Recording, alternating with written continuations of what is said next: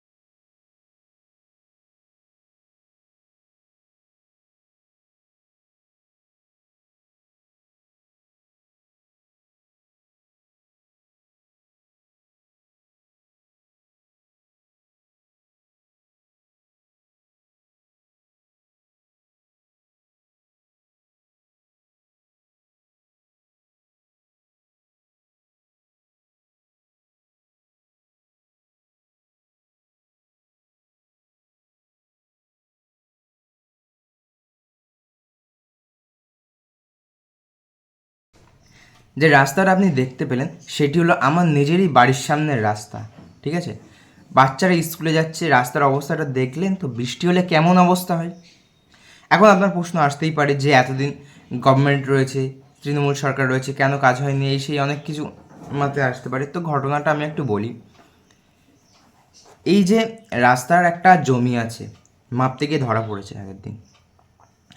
টার্নিংয়ের পয়েন্টে এমন একটা জমি আছে যেখানে রাস্তাটা হলো 34 ফুট। কত ফুট? 34 ফুট।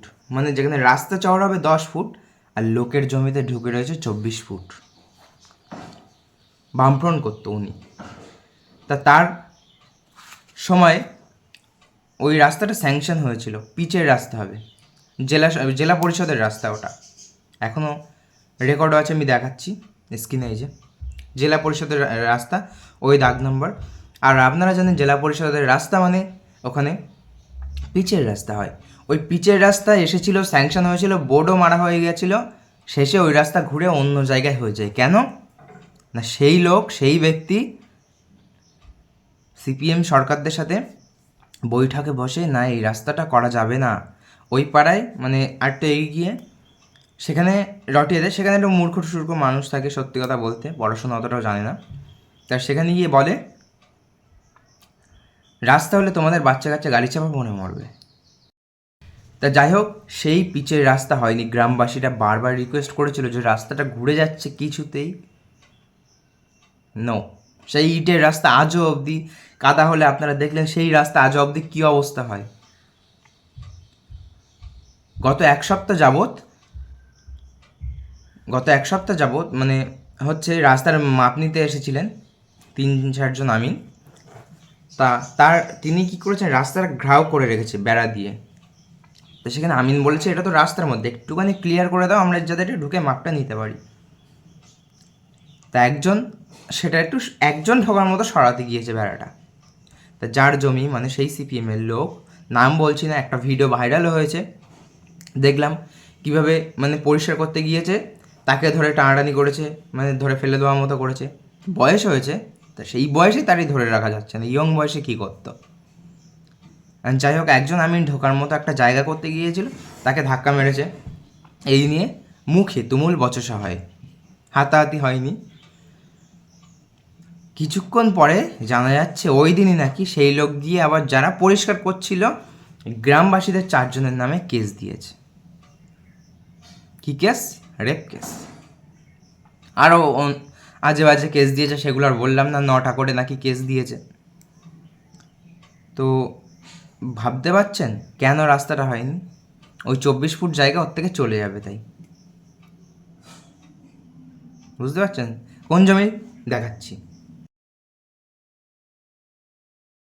যে জমিটা এক ঝলক দেখলেন, হ্যাঁ ওই জমিটাই। আজ এত লোক কেন জমি মাপতে? সেখানে বিএলআর এসছে, পঞ্চায়েতের মানে সবাই দুয়ারে পঞ্চায়েত বসে গেছে মোড়ের মাথায়। এরকম অবস্থা। দুয়ারে পঞ্চায়েত বসে গেছে, পঞ্চায়েতে সবাই, প্রধান, উপপ্রধান, বিডিও, পুলিশ পর্যন্ত এসে গেছে আমিনদের সাথে, যাতে কোনো ঝামেলা না হয়।